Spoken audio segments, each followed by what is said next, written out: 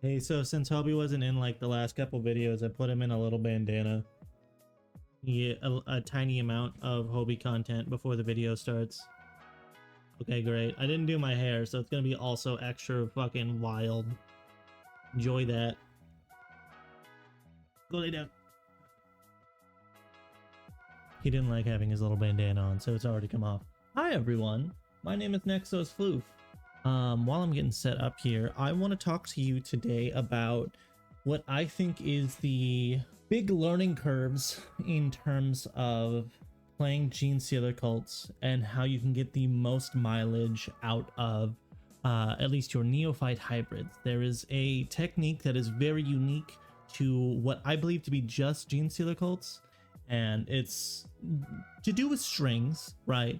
In terms of stringing your units out to get the most distance out of them, but also I want to show you today just how deep you can get into the weeds of what this unit is looking to do. So let's go ahead and get right into it.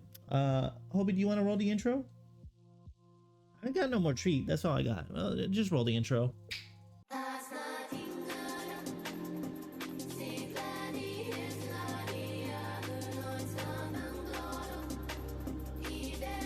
Now, to go over in detail what I really want to talk about today, we have to go over and just address two very important rules that will pertain to neophyte strings the most. This is just so we can fully understand the lines that the rules set out, and we can use those to our benefit as much as possible. Now, those are essentially coherency, and I think just the second half of coherency, right? Yeah, it's just when you pull to coherency. So first off, we'll have a nice visual aid here. Maybe, I don't know. I might be, editor Floof might be lazy. Coherency. Just, this is when you have a unit, if it's 6 or less models, one model must be within 2 inches of another model. Now, if it is a unit that has 6 or more models, every model in that unit must be within 2 inches of 2 other models. Now, that's fine, totally doable. That's where you see, you know, your 5-mans are in a line and they're just hanging out, being all fun and dandy. Whereas any 10-mans or bigger squads, you might see them in something that is commonly referred to as a T-bone, to where you'll have a line to where the guy in the middle is within 2 inches of the guy right here and the guy right here. Now, if you just stretch that line out in total, the guys at the end are only within 2 inches of the guys right next to them because there's no one on the outside, right? That's where you need to set a T-bone, to where you put 2 guys right here and then dot dot dot dot dot, to where this guy and this guy are within 2 inches of each other, but then also the main line itself. Cool. We'll go into a more visual aid in a second. And then with that as well, when you are ever pulled out of coherency, you must at the end of the turn pull models within that unit until your unit is within coherency. Now, to look at the exact wording of the rule, I'm reading off of the official rules here. At the end of every turn, each player must remove models one at a time from any of the units from their armies that are no longer in unit coherency, until only a single group of models from each of those units remain in play and unit coherency. Models removed in this way count as having been destroyed, but they never trigger any rules that apply when a model is destroyed. So, some key takeaways here. The model that is removed is not the one, does not have to be the one that is out of coherency. It is just you remove models from a unit that is currently out of coherency. Does that make sense? Follow me along here. What this allows you to do is what I like to call the ripcord, where you can have a group of guys in a ball and you have one guy off on the side that is only within coherency of 2 different models.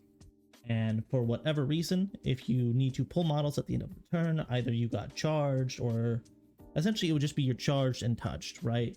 Your opponent charges something into you to touch you to stop you from shooting next turn. If you had lost at least one model during that turn, you pull one of the 2 that the guy in the back is in coherency with. You pull one of those. Now that model is out of coherency. At the end of the turn, what you can do is you can start to pull the models that are in engagement range of the enemy unit. And then your last model you pull was the one that was out. What this allows you to do is then on your turn, because our models regenerate, you can put some of the models that you took away back and be able to shoot your unit as usual. Cool? Fantastic. Let's go over some visual examples, okay? Hello everyone, Editor Floof coming in here just for a hot quick second. Just letting you know, I don't think I put it in a different, well, I did say it earlier in the video, but that part got cut out because I just was awkward about it. The scenarios we're going to go over is going to be in TTS. I had a video similar to this labeled 3 GSC scenarios or something like that I cooked up a couple months ago. But this is going to be just a visual aid because it is, I don't have space to put a whole 40k table in here and, you know, show you in all the models and move stuff around. I live in a 1-bedroom apartment and my wife would kick my ass. And as hot as I think that is, let's not just do that over a small YouTube channel. So I hope you enjoy. And yeah, watch the rest of the video. This is good shit. Bye. So I'm here and I've set up 3 specific ones to where we're going to get charged by a rhino. We have a drop turn against Imperial Knights, and then we want to get on to this point right here. What I would like to do, we'll start with scenario 1. I have used a CP to 6-inch deep strike from this knight right here, and I want to accomplish 2 different things, okay? I want to make it to where my opponent in their movement phase cannot walk up onto this point, and if they were to move just outside of an inch of my guy here, 1.1 away, they are outside of 12 and cannot shoot my reductive saboteur, so that even if this squad dies, I am still able to hold this point with this model at least, okay? Now, that being said, we'll go ahead and put our guy back, pretend that everything is still 6 out, doesn't super matter, we know where they were. Let's say we have our drop turn, this is the Primus squad, we're in Host of Ascension, we pop crit 5s, rerolls, we kill 1, maybe we get lucky and kill 2, but we're just gonna say we kill this main boy right in front of us. Now, on our opponent's turn, if they wanted to, they would not be able to go over here, like advance and go around here with at least the small knights. Now, a big knight, of course, you can go over. I would move bodies a little bit differently so that the model couldn't physically fit right here. Maybe we have a couple extra models right here, just end up right here so that the base itself could not end here. But essentially, I have made it to where the gap right here is too small for my opponent to fit through. If I wanted to, I could probably give him a little extra room, because let's say he can fit tight right here, but unless this is an inch, he can't go through because he can never enter within engagement range of my models. Does that make sense? Cool. Now, we've got him right here. Say my opponent moves up, they have their turn, right? They have a dilemma now. This isn't going to be for every detachment, but at least for Host of Ascension, they have a dilemma to where if they go to shoot, one of these guys will shoot and kill like 8 guys, maybe even 10. It's Imperial Knight shooting, right? Let's say they kill an amount of dudes. I can spend a CP and go up. So my opponent goes, okay, well then actually what I probably want to do is I'm going to charge both my guys in, okay? I'll tank shock with 1, say we kill 5 guys, cool? The first one I'm gonna pop is right here. 1, 2, 3, 4, 5. I'm gonna leave the models that are touching these 2. Now, let's say they do their little foot stompies. Let's say my opponent starts with this knight right here. Okay, he does his little foot stompies. 4 attacks on 3s at 601. I'm fine saying that he kills like 3, right? They've got the reroll. I'm gonna pull these 2 and this guy right here, right? So they're dead. Now, this one will activate. Let's say he kills 3. Now that his opportunity to consolidate has already gone and passed, right? He kills 3 more. I'm going to kill bam, bam, and bam. Cool. This knight cannot move because it already activated, right? Which means that that one's stuck here. Now, I'm going to leave this guy here. After the end of my opponent's fighting, he would consolidate. He's already touching me. He can no longer move. The opportunity is gone. Now, end of turn, this guy is still out of coherency, so I have to pull him. Cool. We'd also have to pull him. and we'd have to pull this one. All right, cool. Now on my turn, it comes to me. I'm standing on a point. I'm going to regenerate D3 plus 3. Let's just say 4 because it doesn't matter that much.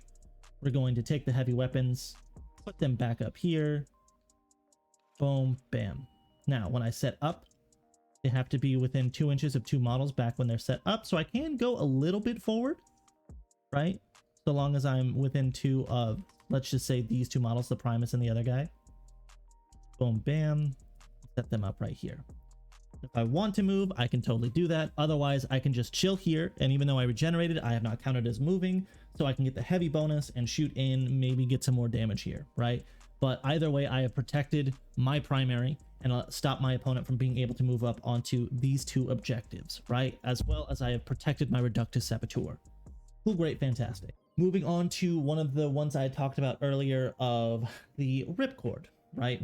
Let's say I had a turn to where I dropped down here. I had taken my turn, I had shot some stuff, and I had left this Vindicator open. Now on my opponent's turn, let's say, oh, they popped this out, they went ahead and shot down here, something like this. They want to deal with these neophytes later, or just at least invalidate them. So they want to protect their Vindicator. So they're not going to move it out necessarily right now. So we're just going to have it to where, oh, hey, my Rhino charges into these neophytes and it's just going to hold them there, right? But I have tried at least to protect myself as a GSC player in this way. Say the Rhino charges in. My opponent probably isn't going to tank shock this, right? They don't want to kill a whole bunch of stuff. But even with like a pile-in, let's say, cool, you're able to get, I don't think I can get an accurate measurement on this, but let's just say that is an inch, right? Cool. So you're within engagement of these 3 models. Now, the Rhino swings, it's 3 attacks on 4s at like 601 or something like that. Let's say you kill at least 1 guy.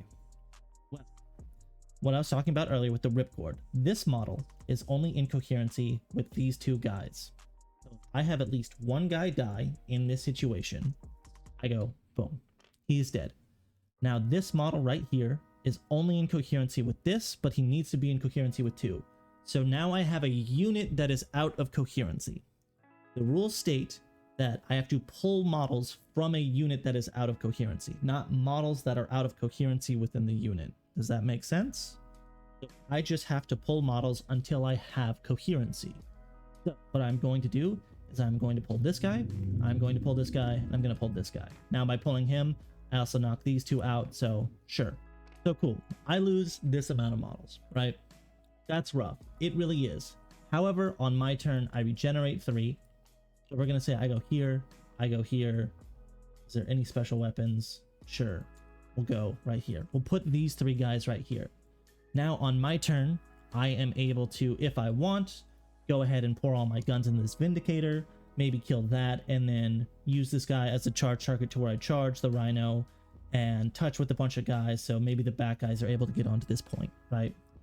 Either way, I have allowed myself the opportunity to activate with my unit again. Yes, I have taken losses, but for the most part, I am making it sure that it's only happening to neophytes with just the firearms. Sure, I lose a special weapon here, but like losing a Weber or a crack grenade is fine if you are allowing yourself the opportunity to activate with the Benefactus and mining lasers and seismic cannons, especially if like they're having heavy on your turn or you're able to regenerate onto a point, right? So overall, fantastic. Moving on to the 3rd example. Let's just say these 2 things are, I know we're on the same board. This is just so I don't have to keep reloading the map. My opponent has a Taurox here. Let's say this Taurox has a bunch of whatever the hell guardsmen want to be in here, right? Whether it's Casterkin or Scions or whatever the heck and hell.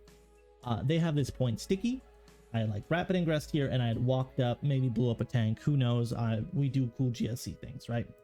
I want to get on this point and I want to take it from my opponent, but also I see that I have the opportunity to possibly stop my opponent's Taurox from getting to do much of anything, right? So there I roll a charge and I get like a 7, right? Well, with a 7, let me just make sure I'm getting this right on the charge rules themselves.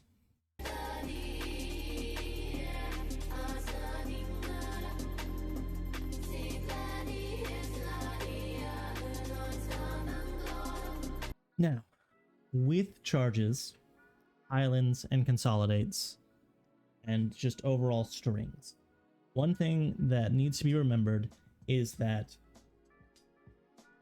in making these moves, if you cannot touch the enemy model, then you only need to end closer to it. So you can do this thing that I like to call the orbit. It's think of like a Tokyo drift, essentially, right? Where you can get more horizontal movement. This was a little bit easier in 9th, but we can still do it in 10th. And essentially move almost parallel, right? Parallel, not perpendicular. Yeah, parallel to your opponent's unit. So long as you're like, hey, I start this move 6.9 inches away, I'm ending it 6.8, but I have only kind of curved around you, right? So I'm just going to give myself an average and say I get a 7 here, right? I haven't really measured how much this is, but I'm going to show you how I would work through this, okay? So with a 7, furthest this guy can go is going to be right here and touch. Go ahead and touch right here as well, and then boom, touch. Now, this base cannot fit anywhere in here to touch these guys. I am going to move him basically right here to where I can still have coherency with these guys, but now I'm going to start to move this unit to where instead of going straight this way towards the Torox, we're going more towards this point. Does that make sense? Cool. Let me do these moves real quick and then we'll come back. So flash cut. Okay, so we're just going to touch in here for just a quick couple seconds. This is the end of the charge move to where majority of my unit started over here and is essentially, instead of going straight towards the Torox, I kind of am more tilted a little bit like this to where even though I'm getting more movement this way, by ending in this direction, if you see my starting point is further away than my end point. Does that make sense? Here is closer than here. Cool? Fantastic. I'm going to now go ahead and do pylons and show you another thing that we can start to do, right? So with pylon and consolidates, if you can end the move in engagement range, then you must end it, right? So we're going to try and set it up in a way to where we can do a ripcord and then just be outside of that inch with a good amount of models. Maybe not all of them, but we're going to sacrifice a couple things here to stop our opponent from doing something in particular. Fantastic. Cool. Let me go set this up real quick. I'm going to do pylons and then we'll move on to console. I'm not going to roll out any damage, right? Cool. Fantastic. Be right back. Okay. Quick little touch in with the end of the pylon move. This guy wasn't able to touch just because of how much he had to come around here. So he's just going to be right here. Cool, fantastic. Now with consolidates, he will need to touch in. We'll get to that in a second. Stop myself from touching right there. Let's see, we're going to be moving in this way to where we're not going directly towards. We're going just a little bit to where here is about 4.5 inches, and here now I'm 3.5. So I have now moved on to this point. I'm going to be taking it. It is no longer sticky. Hooray. Now, so long as I end closer, I'm going to set up a little bit of a ripcord right here with this boy. These guys don't need to move that much. They're fine here. And in fact, I'm going to make sure, kind of hard to do this with this one, but I'm going to make sure that these guys are outside of an inch of this Torox. That makes sense? Cool. Now, that is going to be my consolidation move. Note 2 things. I am not touching or honestly trying to get anywhere near this with specifically my cult icon and the character. These are your most valuable things. If these get touched, the whole thing kind of falls apart. So do your best to always try and surround these two with other guys to ensure that these guys aren't being touched and put in engagement range. Does that make sense? Cool. Now, we have this whole unit. We charged in. We fought, we're wounding on 6s, we're not doing anything, right? Now, obviously, there can be a scenario to where he fights with the Torox and nothing happens and it bounces, no guys die, right? That being said, it's 3 attacks on 4s at 601, he's wounding on 2s, we have 5 up armors. There is a good chance that at least one guy dies. One guy dies, as we said earlier, this guy's only within 2 of these 2 guys, right? So we pull this one, or that one dies to the Torox's melee. Cool.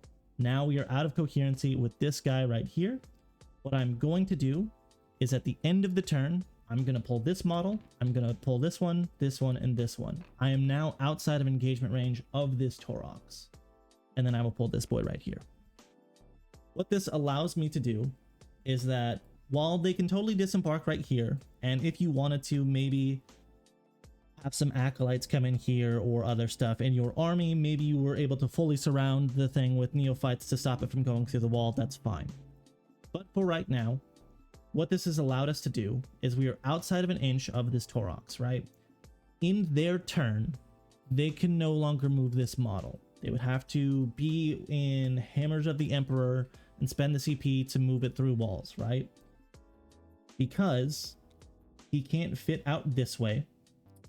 And notably, he is not within engagement range. We are not in combat anymore, which allows me, or which stops him from desperate escape.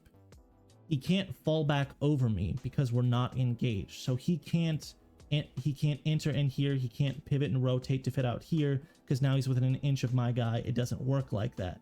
So we have stopped this transport from being able to maybe move up and drop some scions onto this point and go handle something else, right? We've trapped it in here.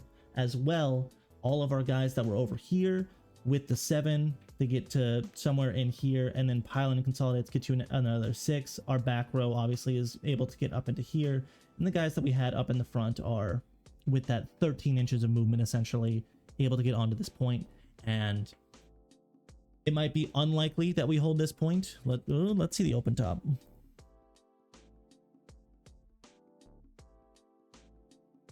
Yeah, it might be unlikely that we hold on to this point because, you know, in this specific setup and scenario, they can fall back, or the guys inside, if there are any, can get out right here, walk over and blow us up, sure. But we have held them right here. And that might just be what I need in this mission at that one point, right? There are certain scenarios where you can do this to, like Imperial Knights, to where you surround them in total with the Pylon Consolidates, making sure that neophytes stop you from everyone else being able to fit, right? And then they don't have shades, right? They can't go through models and walls, so they can't go over you. As well, there are certain stratagems that only allow you to go through walls themselves. So if I'm in another scenario to where, you know, let's pretend, I think I've got some acolytes, where in that turn, I had also moved some acolytes just in something like this, right? Cool. For whatever reason, we're going to give ourselves the, you know, we're in the best case scenario. We ended up right here. Yay, me. I'm the greatest GSC pilot to ever exist. If my opponent is in Hammer of the Emperor, now they can't get out even going through the wall because these models will block them here. They can't get out of the transport because these guys will stop them right here. Now, there's more than likely a scenario to where I can fully wrap this Taurox with, say, these guys being over to where I make a chain and bubble right this way, right? If I'm not concerned with holding this point, maybe my whole scenario is that I wrap this Taurox and then I just put it in a bubble and they can't get out next turn. That could totally be worth it. So it really does depend on what you need and what you're trying to aim for in that turn. Now, with this, neophyte strings can be very complicated. Let's swap back to Big Me. Yay, Big Me.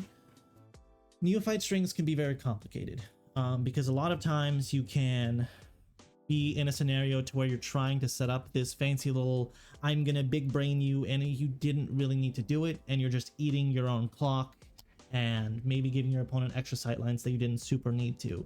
And other times it can be very good in terms of screening. So it's going to take a long time to figure this out, but I wanted to bring up neophyte strings because I think in terms of people asking themselves, like, how can I get better at GSC, or, you know, what can I do? I feel like neophyte strings is an answer that people don't know the question to, if that makes sense. In terms of, there is an answer that can make you better at the game, but sometimes you don't have the experience to know which question to ask so that you can get that answer. Does that make sense? I hope it does. I hope I'm not just saying a bunch of bullshit. So, this is one of the things that makes me feel like I do very well with GSC. I still need to work on what I can do in terms of the neophyte strings. I know that when I'm, you know, round 6, round 7 at a GT or a major, it really does start to slip and I get a little lazy and I just kind of blob things together. But what I want to try and get is that use these strings to your advantage and then protect the most important part of that string. Let's go back to TTS real quick.